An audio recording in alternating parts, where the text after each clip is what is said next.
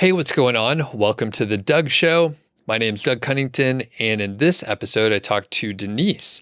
And this is kind of a fun story. She's now making about $2,000 per month, and we're going to dive into the story. She actually bought the site and has grown it up over time. And one really fun part about how Denise and I got connected was I was at this conference called FinCon, which, if you listen to the show, you may have heard me talk about it in the past. But I was walking around the lobby and I saw this huge line of people checking in. And there was this border collie sitting on the ground. And I have a border collie myself named Georgie. She's on Instagram, Georgie the border collie. Anyway, I was walking by and I walked by a couple times and then I just stopped and I was like, hey, can I pet your dog? I have a border collie at home. And Denise was kind enough to let me say hello. And then we passed each other a couple times and realized that we maybe knew some of the same people or something like that. So I would not have met Denise if she didn't have her dog with her. And then it turned out to be a great connection. So we found out that we kind of work in the same field and she had a site and then we hung out a pretty decent amount. So Denise, welcome to the show. Thanks for joining me today. No, thanks for having me. This is so much fun. I'm excited that, to be here, and I'm glad that Finn did a good job at, kind of business development. Should bring him more often to these things. Right. It's a perfect icebreaker. And there was one session. I didn't even go to very many sessions, but there was a seat open next to you and Finn. So I just sat there and petted Finn all through all through the talk. I don't even know what it was, but I have a bunch of pictures of Finn and I cuddling during someone's full presentation. Yeah, So that's the way to do it. all right. Well, let's back into it and learn a little bit about you specifically. So, what do you do? It sounds like you're doing this on the side. So, tell us a little bit about your background and what you work on as kind of a day job. Yeah, so I'm, at heart, I'm an artist, kind of content creator, but my day job is I work at a real estate firm. I'm head of the marketing department there. And, kind of been doing this online thing for quite some time now. Okay. Cool. And with like your role, you said director of marketing. So, did you have like a team and such? Is it a pretty big Yeah, I organization? have it's a growing company, so it's going to go national soon. So it's getting, it's growing pretty fast. I have a team of six now, or seven, 6 or 7, kind of transitioning. Okay. There's a couple of things changing, but yeah, got my little team, and we do everything from marketing, PR. We got graphic design, web design, digital, everything that you can think on the spectrum is kind of under my supervision at this Okay. point. Cool. And it seems like a great background to start getting into niche sites in general. So let's move on to that. How did you first learn about niche sites or affiliate marketing and content sites in general? So I think the first website that I built, I was probably 12. And I'm going to out myself and say that, this was like the Spice Girls uh, time. And I was growing up and I kind of just started building this little fan site, and I grew that to, I think I got 1 million visitors in about 6 months. And then I got a call from like one of those free website providers at the time, and they offered me all the paid options for that site. And I wish I knew then what I know now, because I probably could have retired at like 17 at that point. But I didn't know. So I've been kind of doing this kind of stuff since then. But really, over the years, kind of started building my career, doing stuff on the side. I've done everything from, messing around with drop shipping to Facebook ads and kind of doing all that stuff. But I kept going back to blogging and niche websites. And then finally, in that last year, I was like, like I think I'm going to take this a little bit more seriously. Started getting more into courses that I had bought over the years and really diving deeper into that. And then I found out that you could actually buy websites. And I'm like, well, that's a shortcut, because, I kind of, that's the good thing about having a career, right? Like you kind of, have some money to Right. invest in things. So yeah, so that's kind of last year is really when I got deeper into the niche website world. Okay. And when you started answering that, I thought it was really curious that your reference point was Spice Girls, but it was because the site was about the Spice Girls. Oh yeah, sorry, I forgot to mention that. Yeah, so I had a little fan site. To be specific, it was dedicated to Victoria and David Beckham, right? So it wasn't the full Spice Girls thing. So even then, I kind of knew that if you niche down, because there were a million websites about the Spice Girls, but not that many that I think mine was the only one that was dedicated to the whole, you know, posh Beck's romance back then, and it Okay. did pretty well. That's crazy. And you said about 1 million visitors over the 6 months that it was running or so? Yeah, well, the website was up for a few years. Okay. I think from like my 12, 13 years old until I was about 16, I think the website was live. But yeah, I think in about 6 months, I got about a million hits. And I got this email from whatever hosting company was at that time. And they're like, hey, you got a lot of visitors. Here's, you don't have to kind of piece together all these free little websites. Like, we're going to give you all of the pro tools, and I didn't know what the heck was going on at the time, right? Like I Yeah. just I just started building stuff because I enjoyed and I liked it. That's hilarious. Okay. And then No clue how to monetize back then. yeah, I was gonna say, did you earn any money or you were just like, this is great, like I'm doing it because you're a big fan? Just a fan, like zero, like I didn't monetize it at all. Like I just had, like people emailing from all over the world, and like they would send me really cool articles from other countries and things like that, but no money whatsoever, which again, I wish I knew then what I know now. That's so crazy. And then what was on the site? Did you write content or was it like pictures that you put together or something like that? It was a lot of pictures, and probably I was like, violating copyrights left and right, but I would buy magazines and scan them in really high quality and put it over there.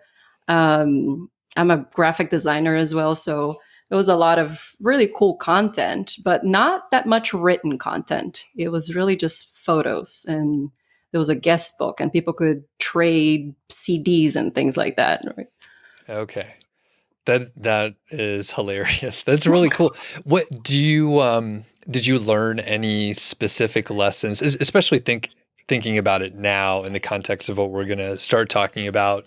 Because I have a hunch that you probably don't think about it too often these days, but like, are there any lessons that you learned, when you were 12 to 16 about like running a website or coming up with content or anything like that? Anything valuable? I mean, I think a lot of it, right? And I think I should mention also, I'm originally from Brazil. So I English is not my first language, and sorry, Finn is actually playing with his toy. He's squeaking back here. But um, I, English is not my first language, and I think I owe a lot of my English skills from the Spice Girls, and just listening to music, following lyrics, and things like that. And I think that website not only because everything was in English, I had to communicate in English. All of the tools that I was using at the time, everything was in English, but that taught me a lot about graphic design. I learned how to use Photoshop back then. I think I was using Dreamweaver or whatever the website builder that they had back then. So I think a lot of my web design, SEO, social media, photo manipulation, editing, like I had to learn how to make pictures really small back then because things like that. So I think I learned a lot of the technical skills by trying to be very crafty because I didn't have the money to pay for the good stuff. So I had to figure out ways to go around all of that. Okay. And then did you ever see the Spice Girls in concert at any point in time or I have not actually. was I it did was not. I didn't have they were never around. yeah, okay. Yeah, just curious. And then are they touring now at all or did they do I have reunion no stuff or idea. okay. I kind of grew out of that. Like it's sort of the recurring joke, right? It's like every time somebody hears anything about Spice Girls, they always think of me, and I'm like, yeah, well, it's Yeah. been a while. It's been a few years. Okay. Well, that's cool. Very, I wasn't expecting that, but that's cool. Very formative band for me as well. No, I'm just kidding. I didn't really get into Spice Girls, but nothing against them. Okay. Let's move on and talk about the site and sites that you have now. So, can you explain the portfolio of sites that you have, even some of the freshest sites? We were just chatting before we hit record, and you have some new stuff too. So, lay out what you have on the table here. So right now I have 5 websites. Obviously, there's the one that is making $2,000+ now, and that's kind of the one that I'm spending more time on because, like again, I have a full time job and my time is limited. Then I have 2 pet care websites, which are interesting, very specific niches that surprisingly they're ranking, even though brand new domains, zero, zero DR, zero everything, but they're getting a little bit of traffic. And then I have one that is food related and one that is hobby. And the big site is a travel website. Okay, cool. And the two pet care, those are pretty much brand new, you said? Yes. Well, all of them are brand new. Those were new domains, brand new websites. Okay, got it. And then, so the travel site is the one that earns the most money, and that's the Mhm. one that you purchased like a year ago. Is that right? Yes, that's Okay. right. So, yeah, talk about the process of number one, learning about the fact that you can purchase a website, and then where you found it and some of the details about the purchase process, due diligence, all that kind of stuff. So, can I say where I got the site? Sure. Yeah. Okay. So, which was funny because they were a FinCon as well, right? Right. But so I'll go back a little bit and say how, because I did get all of these 5 sites. I didn't have them a year ago. So I started sort of experimenting, started building a couple of sites. Then I actually found out somehow that you could buy websites, right? Like, I don't even remember. I think maybe it was in a podcast interview. Somebody mentioned that they bought a site. I started looking into that. Um, and then I actually acquired the hobby website, which wasn't that much. I think I paid about $3,000 or $4,000 for it. So that one is making about $200 right now. I have no time to mess with it, but there's a lot of opportunity there. But I continue to look, and then I came across Blogs for Sale. So blogsforsale.co is the company. So Chelsea was there at FinCon, which was great to meet her in person. But I came across this one website there, and kind of just hit me like it's interesting to me, travel related. It was kind of wasn't cheap, but it was somewhat, not crazy expensive. And I think just the technical aspects of it, I looked at it and I'm like, I think I can take this website and immediately sort of start and make more money than what it's making now. And I kind of just didn't hesitate. I just put in the offer and kind of had a little bit of negotiation back and forth with the seller. And you put the money in escrow and all that good stuff, and go through the process of transferring files, and that's it. There's not much to it. And I'm kind of hooked, actually. Like, I keep looking for more. And I actually, before we started the interview, I mentioned I just acquired another site, so I'm still in the process of in the escrow kind of phase of it. But I think that's a really cool way of getting websites.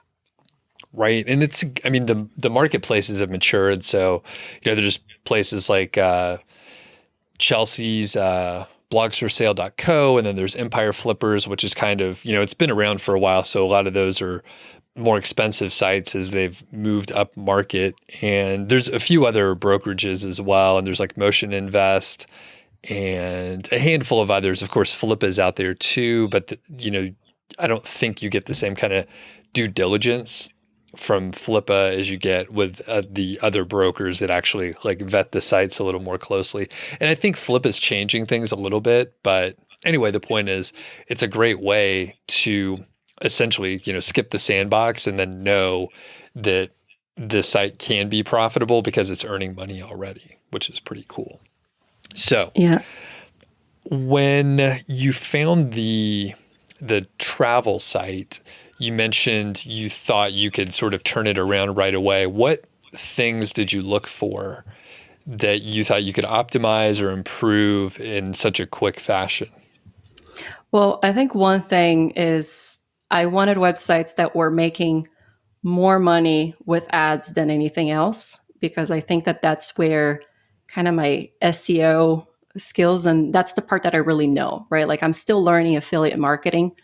But the SEO part is okay. I know how that works, and you go in and you look at what are the articles that the website is ranking, what are the keywords that is doing, getting into the DR, all of those things, and obviously the traffic. So we had enough traffic that it was on Mediavine, right? So I didn't want a site that was kind of still stuck in a certain level that I was going to have to grow it a lot before I got into one of the good networks. Although I heard that if you find a website that gets enough traffic and it's on AdSense, that's a no-brainer Right. because you can immediately switch it. But I wasn't finding anything like that. So I think that was it. It was a website that was getting a lot of organic traffic, which this particular site actually was getting more than 50% of the traffic coming from Pinterest.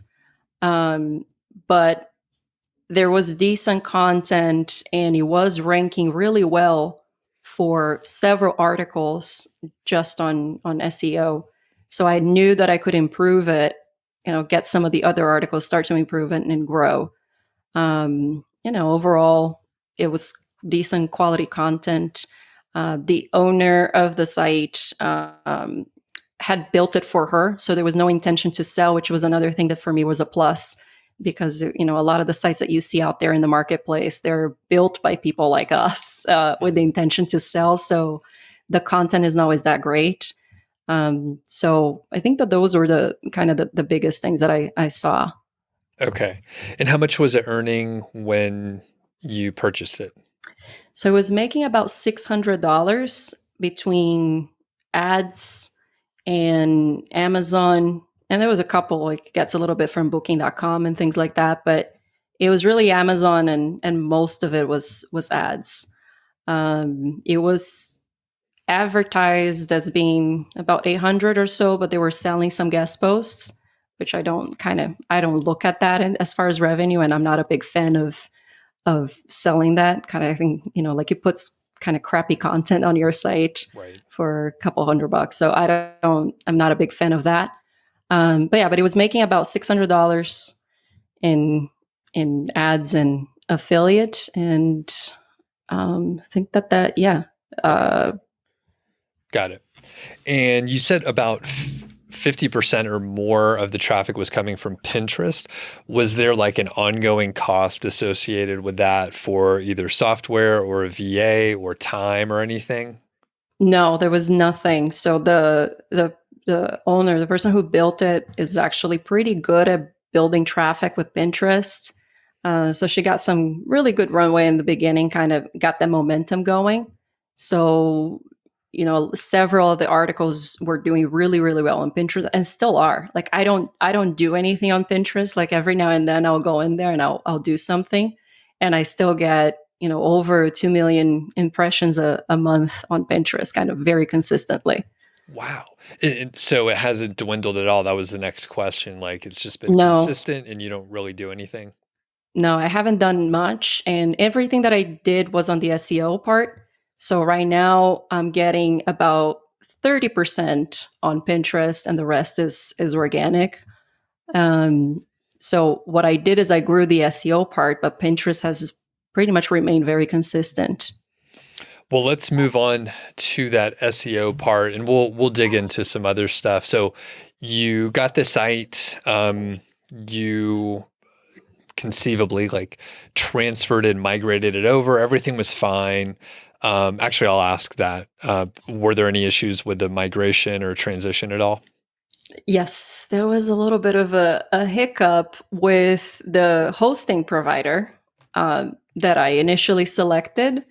And the site was actually down for about 3 days before I said, you know what, I'm going to go with a different hosting provider and switch it over. And there was a breeze with the other hosting company. Um, so I would caution everybody who's buying a site, just make sure that you have, don't skimp on the hosting part because they can really help you with the transition. If the broker is not doing that for you, uh, I would say, pick a hosting company that can actually do the migration process for you. Okay, got it. And probably a little scary. I bet you were stressed out because you didn't share the price. Can you share exactly how much you paid? Yeah, so it was. I think it was listed for $28,000 or $30,000, and I offered. I don't know if it was 19 or 20. We ended up settling for 22. Okay, cool. Very good. So that's just like what, 33x or something like that, pretty close Yeah. to that. Mm-hmm. Okay, perfect. Okay, so little hiccup with the migration, got a new hosting company, back online. So you have a plan. What is your plan to start earning more money, get more traffic?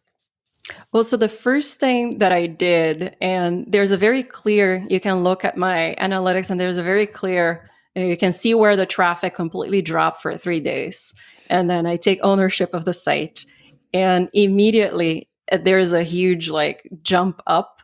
It's crazy because it's almost overnight that the site started making more money because I just did basic improvements. So a lot of it was improving speed, just doing technical things like the quality of the images and the size of the files of the images and things like that. And I think there's this one thing that people really don't overlook. It's like if you think about like advertising is advertising space, right? And kind of like I'm like, okay, how can I make my advertising space bigger? So I literally like I just increased the font size in in the post, and like that made a huge jump, right? And I think people overlook little things like that. Do you happen to know what the font size was before and then what you changed it to? I, I want to say it was about 16 or so, and I think I have it up to maybe 20.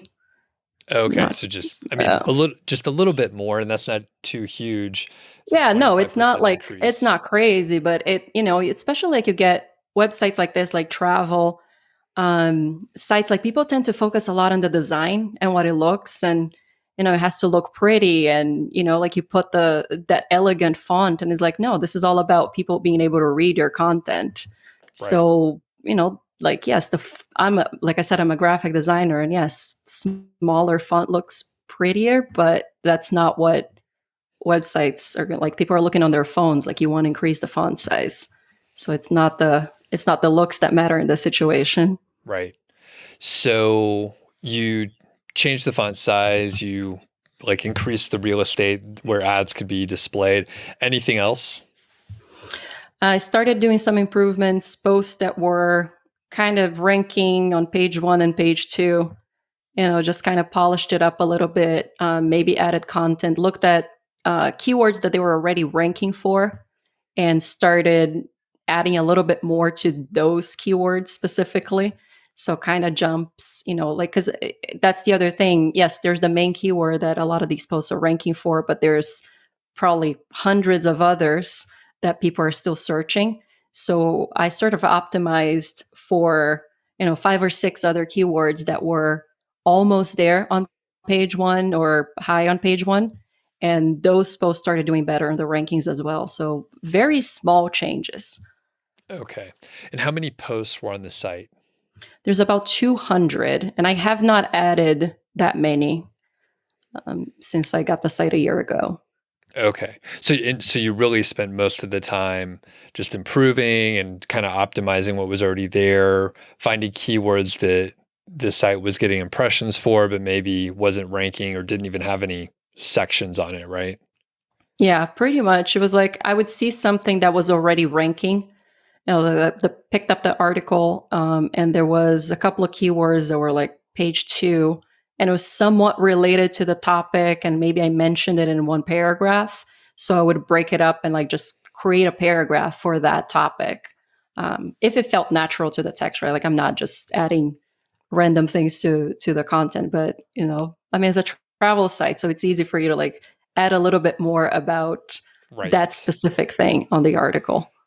Were you using Google Search Console or some other tool to find which post to target?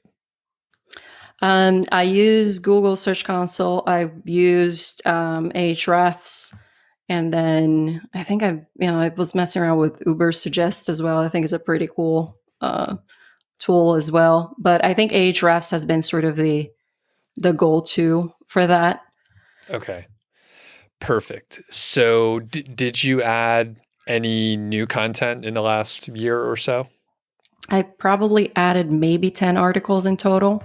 Has not been that many. But the ones that I did add, they all kind of like shot to page 1 or 2 of Google within like 24 hours. Wow. It's, yeah, it's pretty cool. I think maybe one that didn't make it, but, Okay. kind of doing.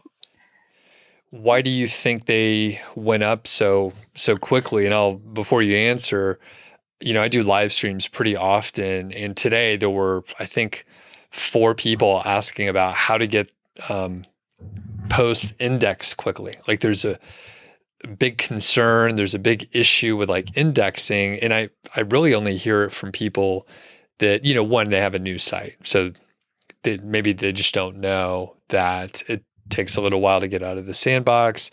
And then another group, maybe they have an older site, it's out of the sandbox, but they have like 0 links and they have maybe questionable quality.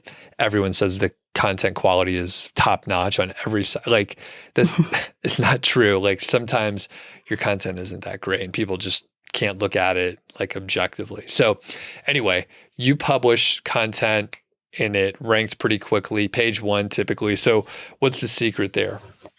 So I think it takes a long time for me to actually write something. So I'll do a lot of the keyword research ahead of time. I know what my site is in terms of DR. So it's a DR 29, kind of like it goes between 28 and 31 or so. So I'll look for keywords that I know that I can rank. And then from there, like you mentioned, content quality is key, right? So I go on Google, kind of start searching for topics. I'm like, okay, if somebody was looking for this, and in the case of the travel site, I'll say, okay, like I want to write content on this place that I just traveled to. So I'll go on Google and figure out like what would people be searching for in this particular topic related to this keyword opportunity that I saw I could write and rank for. And I'll start outlining the type of article that I would like to read, because I think that that's where people make the mistake as well. They will kind of just go with what everybody else is doing instead of this is the content that I should be putting out. So I'll structure the article with the sections and the type of content that I think makes sense. And then I'll start looking into, okay, how can I make this SEO friendly, right? How can I write an article that still very useful, still very high quality, but I'm hitting all of those points that I know I should hit. And then I haven't really gotten like to the full quality of the content that I want to get to. Because again, I'm doing this kind of on the side whenever I have time, late nights, weekends, and things like that. So I haven't really been able to like go out, get really great photography. So, it kills me that I'm still using stock images on a travel website when I Right. know that I have really good content. I just need to, sift through my pictures and use it. But yeah, I think just figuring out like what people will be searching for and then doing the opposite. The also ask for thing on Google is great Uh-huh. to see kind of like, build up your outlines covering all those topics as well.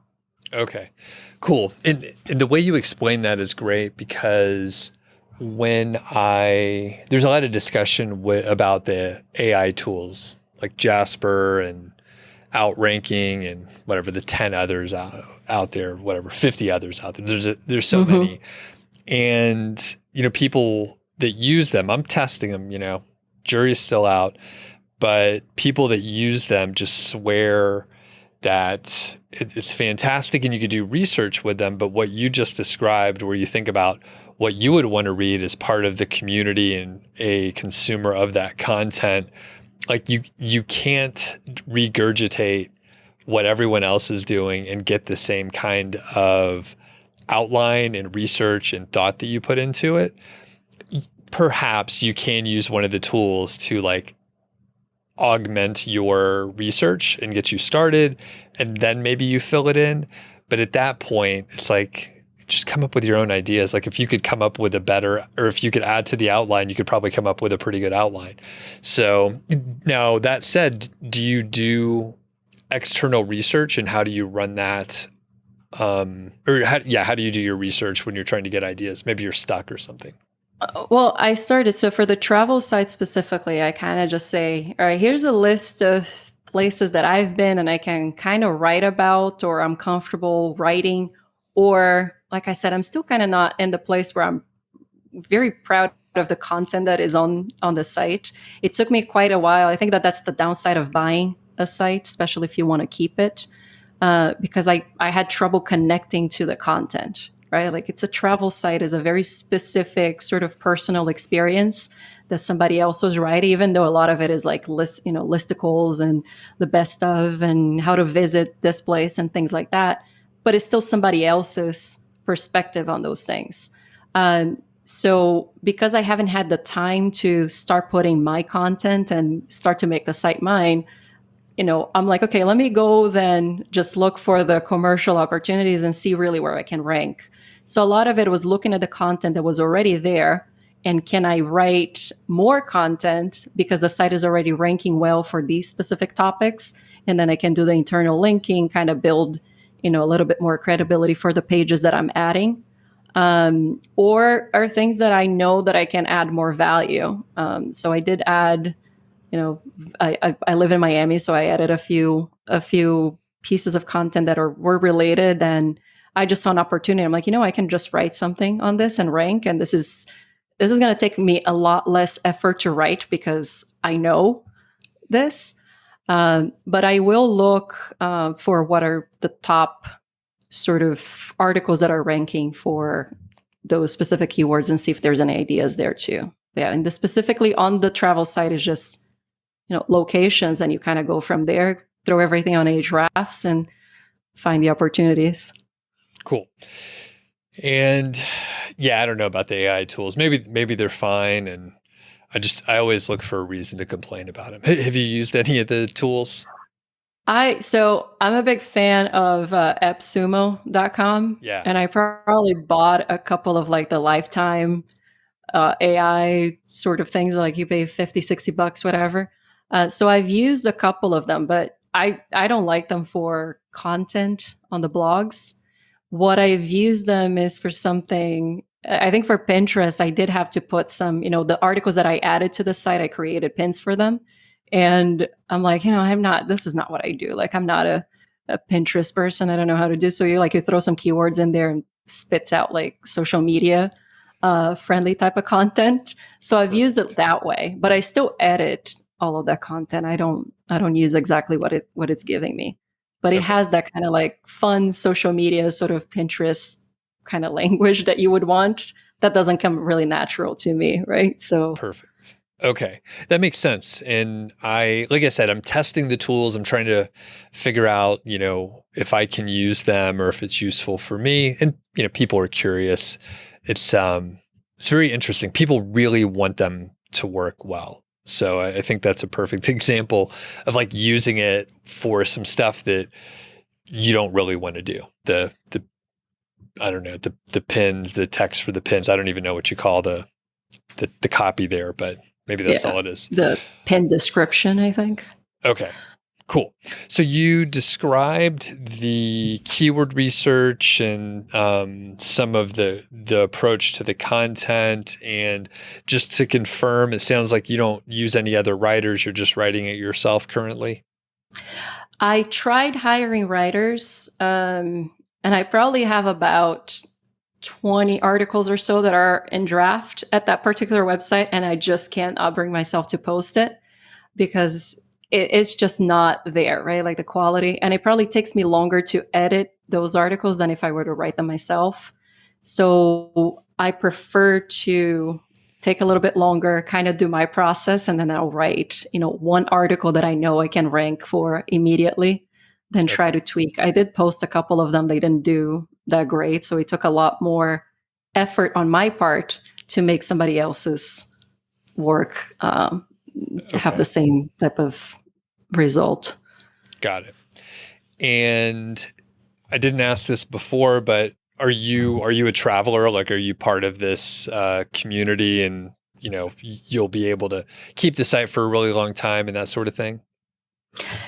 Yes. So I, in 2015, I left my job and I took one of those year sabbaticals. So I did travel a lot then, but I think I traveled to maybe 32 countries, but most of them have been in other times, right? So during that one year that I was traveling, I spent a lot of time in France, kind of did some traveling in Europe.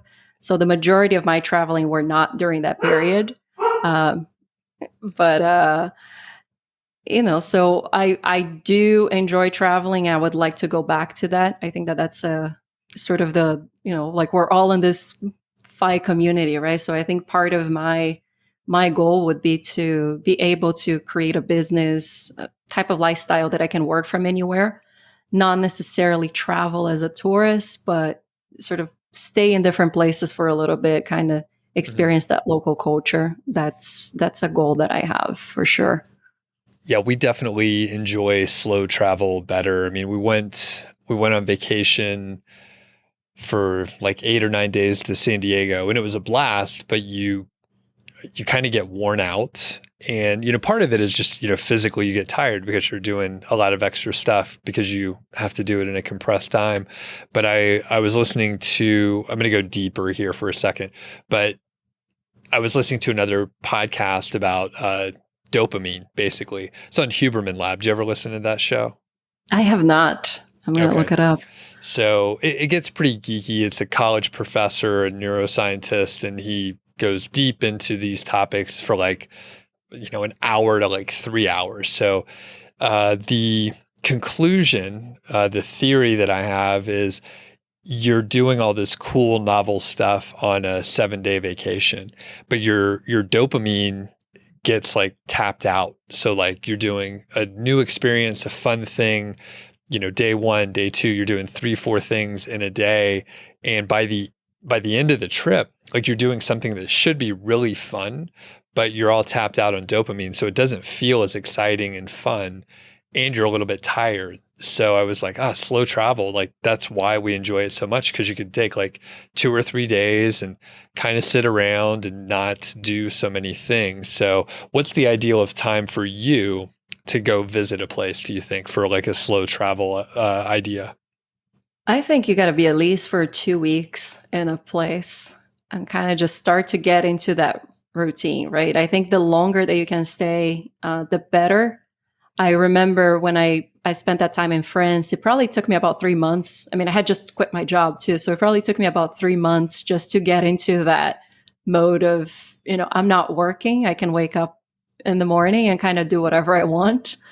Um, but it takes a while for you to get out of your normal routine in the first place, and then for you to start enjoying being somewhere else. So I think 3 weeks is good if that's really all you can do. But I would, I don't know. I think my ideal way of traveling would be I'm just gonna go and stay there until I want to stay there and go on to the next place or go back home or however I decide to do Gotcha. it. That makes sense. Yeah. And I think like a month at a minimum, and then maybe up to 3 months. Cause I like the place that I live and my home and all the normal routine stuff. So, I do like to come back here, and we haven't done slow travel in a while. I was just thinking too, I have a friend, she's in Korea right now. Yes, South Korea right now. And Pretty sure. Yeah. Anyway, the point is she's loving it so much. She was going to leave after a month, but she was like, I'm actually going to stay for a whole other month and I'm going to miss out on some stuff that I needed to go to, like a wedding or something like that. So, but she was like, I love it here. I'm just going to hang out for a little bit longer. So that makes sense to stay until, it's time to go. Yeah, I mean, I did. So during my year, I did go to a wedding in Australia, and it was kind of like, well, I kind of like it down here. Like, I just want to hang out, but I had to go somewhere else. It was already planned for me to go, and I ended up leaving. But I had that in my mind. I'm like, oh, I could have stayed and kind of just like see Yeah. what would happen. Just visit places in Australia, New Zealand that are kind of hard to get to. Like, you can't just go there, spend a couple weeks, come back. Right. But yeah, and then living in a place, I live in Miami, so a lot of people come here to travel. And, I can't even remember the last time I went to the beach. It's like you Right. don't get to enjoy the place because you're working, staying in traffic, being in the office, and then the place that you live kind of just, doesn't get as enjoyed as it could. Right. So let's shift back to the site. We didn't talk about links or link building. You did mention the site had a DR of like 29 or so. So can you talk about like the link profile? Do you know if the original owner did any specific link building or did these links come naturally? I think there's a few links that were generated by the previous owner, by just doing relationships. I think they were doing a lot of like outreach with other travel bloggers and things like that. So there's a little bit of those sort of websites that are in the 20, 30-ish DR, from those relationships. And when I got the site, I think for the first couple of months, I think I was doing some Hero outreach, and I actually landed a few really good links by doing that.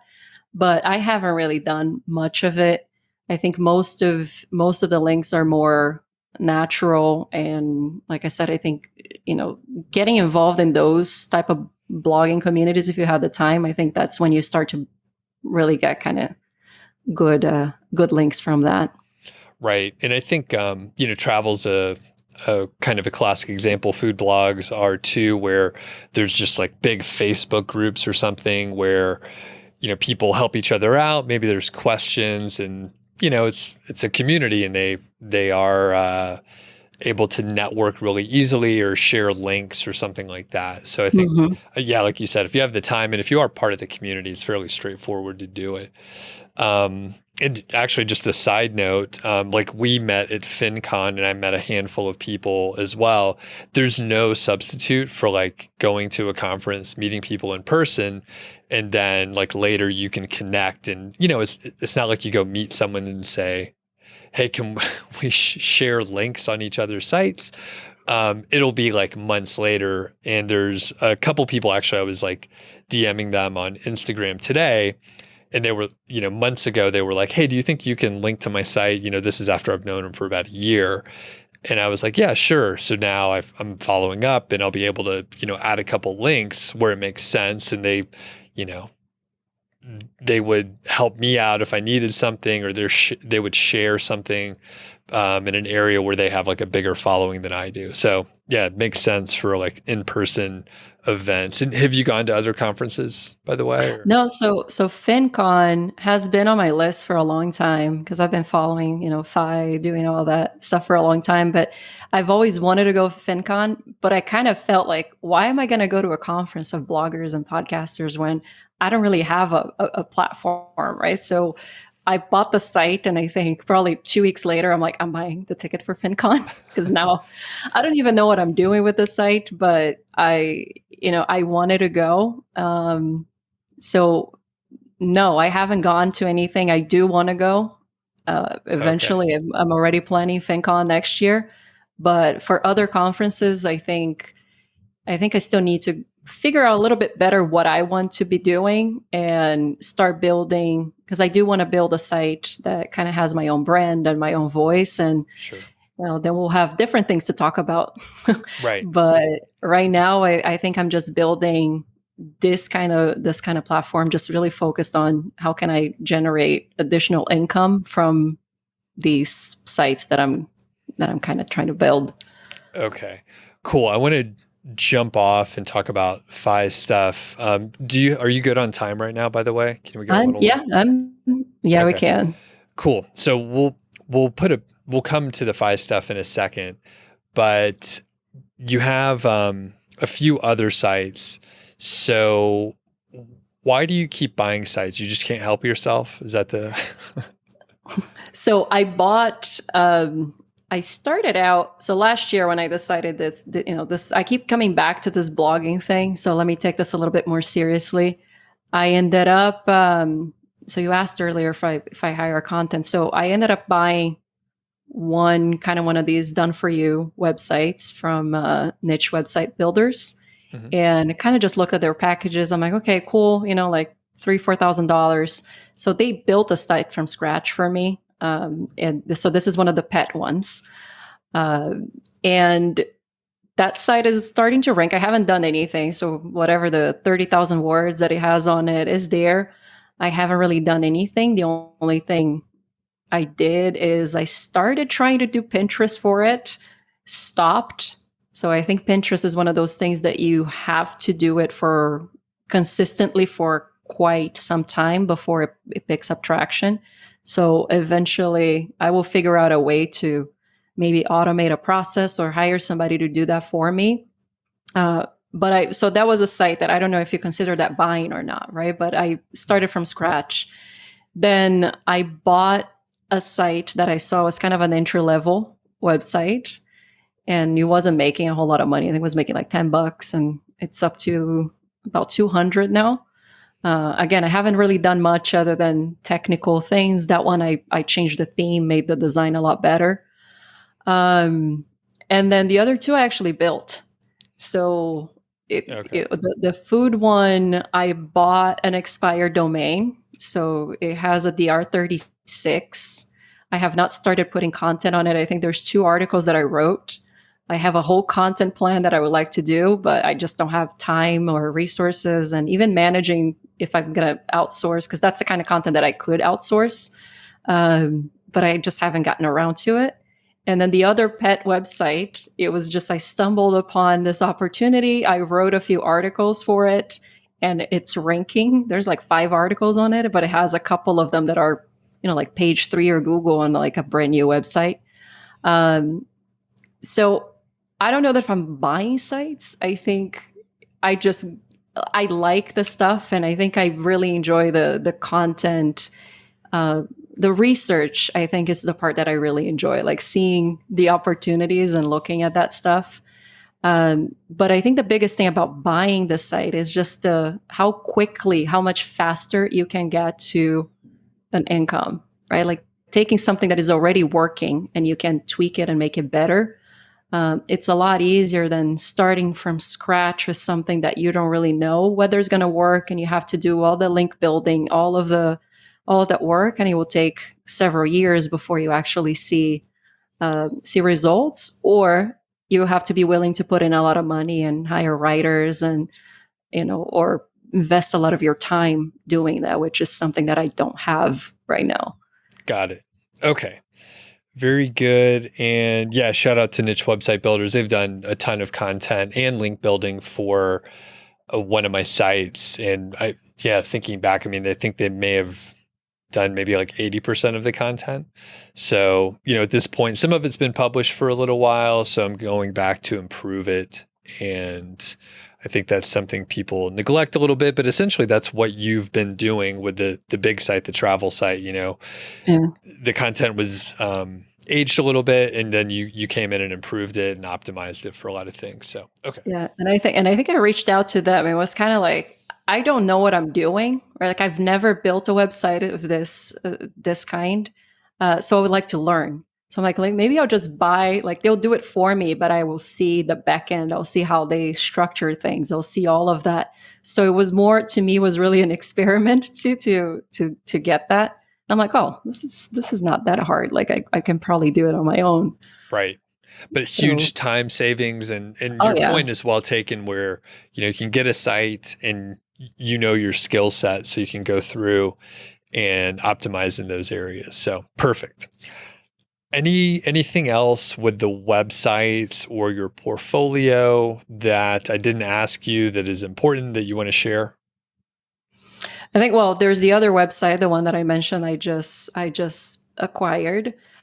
So that one is also a travel site, but it's a very different one than the one I have. So this is actually a specific location in a different country, and kind of like, those city guide type of things. But it's a very popular destination, but it has a lot of very niche opportunities in itself. So it's a lot more.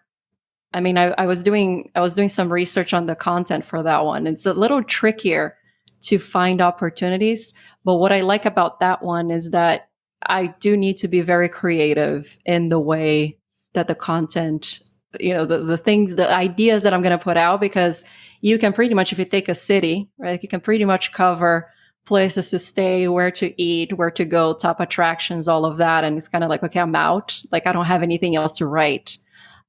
Which is not really the case. Like, there's always something else that you can write. You just have to keep digging deeper. And what I see with that one is the more specific that those type of articles will get, there's a lot of opportunity there that are very easy to rank, and there's still people searching for it.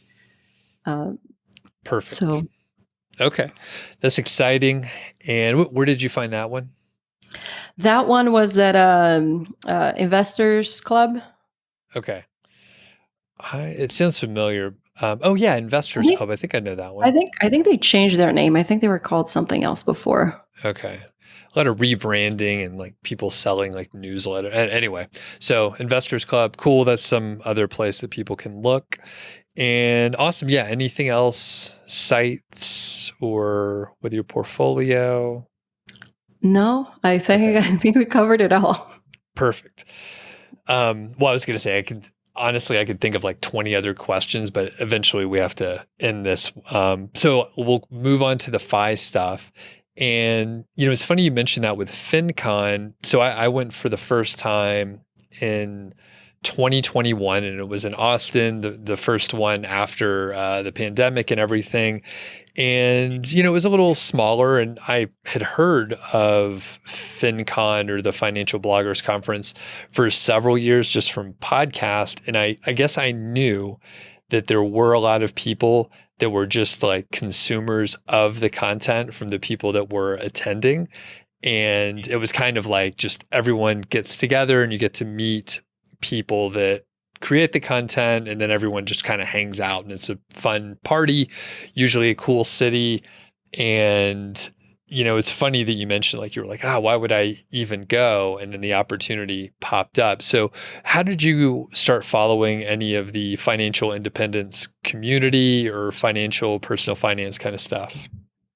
So this was I mentioned back in 2015 when I left my job. It was kind of just, like, what am I doing with my life? Like, I don't want, just needed a change, and I left my job. And I think during that time I started looking for opportunities. I'm like, okay, well, one is you start to question yourself, and what are the things that I want for life? What is the life that I'm trying to create?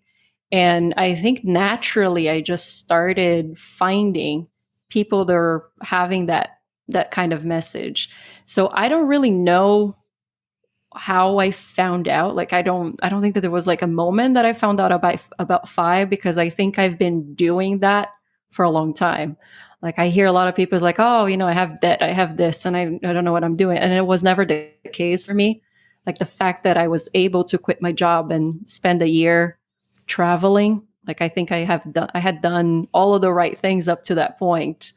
Um, so I didn't really share in that kind of story.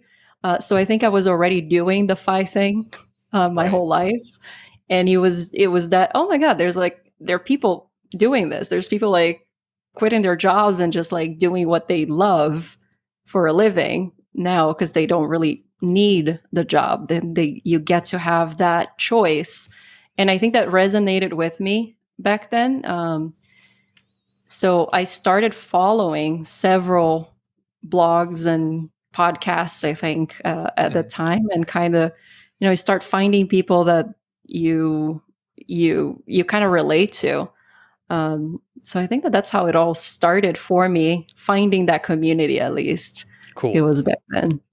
What are some of the blogs and podcasts, if you can remember? Uh, I think I'm a pretty loyal fan of the Stacking Benjamins. I think is a very entertaining show, and I listen to it quite frequently. Uh, Choose Fi also. I started listening to your Oh, podcast after thanks. we met, Yeah. so I've been listening to quite a lot of that. Um, and then I do listen to a lot of kind of the SEO type of blog. So the Authority Hacker guys, I think that they have really good stuff that they put out. I'm in that community as well. So there's a lot of learning from that. Um, yeah, and then I just some news things, but I think for podcasts, the ones that I follow on a regular basis are those, and then I'm kind of finding some new ones as I go along. Cool. And yeah, I was going to say, Joe, we have an episode with Joe Saul C. High. He swung by Longmont. So there was a little event that he did here. So it's cool. You were already like kind of doing the FI stuff so that you were able to just like take a break. And it sounded like, not to read too much into it, but you hit like an existential crisis, right? Like midlife crisis. And you were like, what am I doing with my job and life or whatever? And you're like, I need to take a break. So you took like a year off Well, I and took traveled. yeah. Yeah, well, I didn't travel, like, it wasn't like I was backpacking around the world or anything, but it was kinda like that, like, I reached a point, um, I switched jobs pretty much. It was still in the same company, but I had an opportunity to go work somewhere else, and, the project that I was assigned to didn't really go forward, and I remember just being excited that I'm like, "Oh, great, I'm gonna," "they're gonna fire me, I'm gonna get some type of, severance, and then I get to figure out what I'm gonna do for the next few months." Um, but then what happened, I got an offer from another division of the company. They're like, "Hey, the project's not gonna go forward, like, come work here." And it was just more of the same, right? Like, it was one of those things like, I'm just doing the same thing over and over, and if I don't show up tomorrow, like, the company's still gonna run. Like, I don't really make that much of a difference doing this, and I kinda just needed a break, like, just hit that reset button and sort of like, like, what's the next step? Um, so I think I was kinda like, I don't wanna just be traveling for a long time. I kind of felt like almost guilty to be doing that. So I found a course that I could take, and I went to France for 6 months, but the course was food and like branding for food and wine, essentially. So I don't really consider that education. It was really fun. I got to travel around France and drink a lot of wine Right. and learn about that stuff. And then I did travel for 6 months, but there were several trips. So I went to, Vienna and then Portugal. And then I had a wedding in Australia, I had a wedding in the Dominican Republic. Um, I spent 6 months, oh, no, 6 months. I spent about a month or a little bit over a month in a pig and coffee farm in Brazil.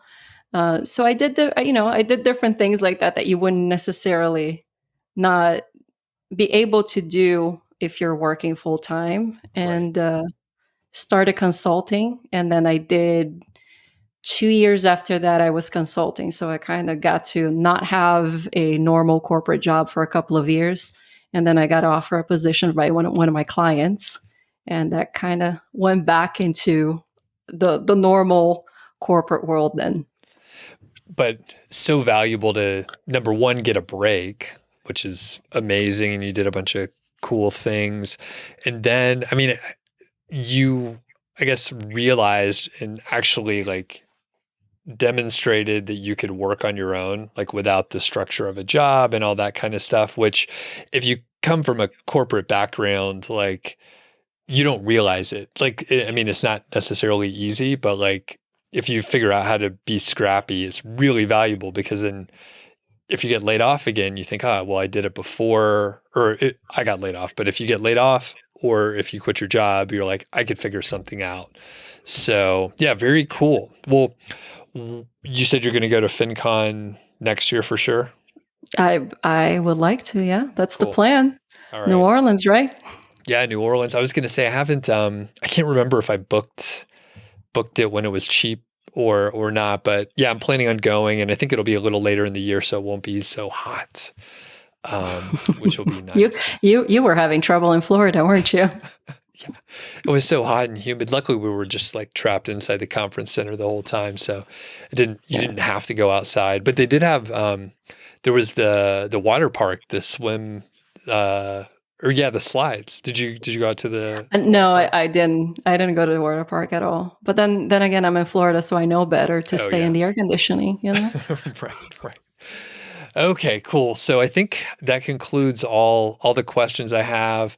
Um, One of the questions we usually ask, which I think you mentioned it in a roundabout way, but I'll ask just in case. How has the success of your portfolio of websites impacted your life? Well, I think I see. So my quest, I think during that time that I took off, I think the idea of having passive income really is something that I was striving to achieve. And for the first time, like seeing this website, like like I look at my bank account every month, and there's 2,000 extra dollars that I really didn't do a whole lot of work for. Now, it does require work to maintain it, but I think just having this as a backup, is creating this freedom. So if I continue to build a website, and I'll let you know next year when we meet at FinCon. But my goal, I mean, I brought it from 500-600 bucks to $2,000. I want to see if I could bring it to $10,000 in the next year, which I don't know how much effort I can actually, how much time I can put into it between now and then. But I think if I could do that, that's going to give me that flexibility that I'm looking for, right? That freedom to just be able to do what you do, and kind of just this is what you want to do with your days. So I think that was the thing that I was missing for so many years, that I was looking for those opportunities, playing around with Etsy and drop shipping and all sorts of different things, even consulting, right? Is still in a way trading your time for money. And I think with blogging is something that I really enjoy doing. There's a great community around it, and I'm really enjoying just having something now that I can talk to people like you and go to FinCon and exchange ideas with other people that are kind of doing the same thing.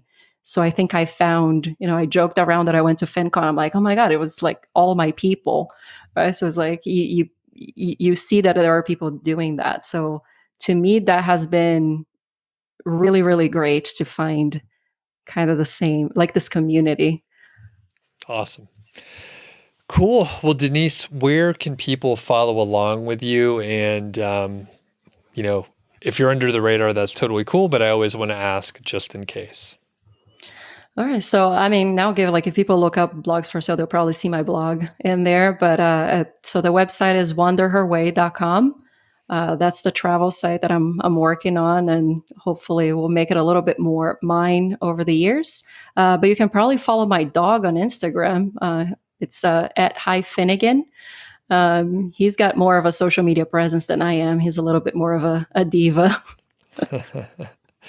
Yeah, I follow Finn. He's a really good dog. And yeah, I can't show Georgie any of the pictures because I was like petting him so much. She'd be very jealous. So, all right, Denise, great catching up. And hopefully we'll check in with you in a few months and get a little update. So thanks a lot. No, thank you so much, Doug. It was great.